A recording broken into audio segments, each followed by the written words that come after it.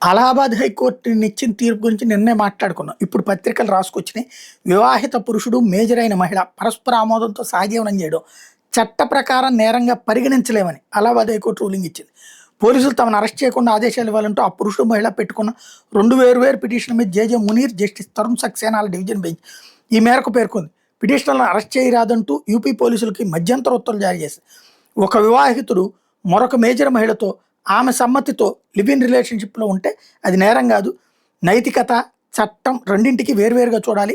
ఇక్కడ చట్టం ప్రకారం ఎటువంటి నేరం జరగలేదు.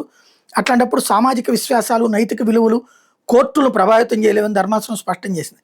సహజీవన వివాహేతర సంబంధాల ఘటనలు సాధారణంగా మారుతున్న నేపథ్యంలో వెలువడిన ఈ తీర్పు ప్రాధాన్యం సంతరించుకుంది.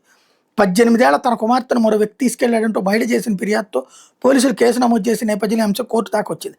అయితే మేజర్ అయిన యువత తన ఇష్ట ప్రకారం మరొకరితో సహజీవనం చేస్తోందని షాజహాన్పూర్ ఎస్పీ వెలువరించిన అభిప్రాయాన్ని కూడా పిటిషనర్ జతపరిచింది. ఇరు వర్గాల వాదనలను ధర్మాసనం కౌంటర్ అఫిడవిట్ దాఖలకు 2 వారాలు గడువిస్తూ తదుపరి విచారణ ఏప్రిల్ 8కి వాయిదా వేసింది.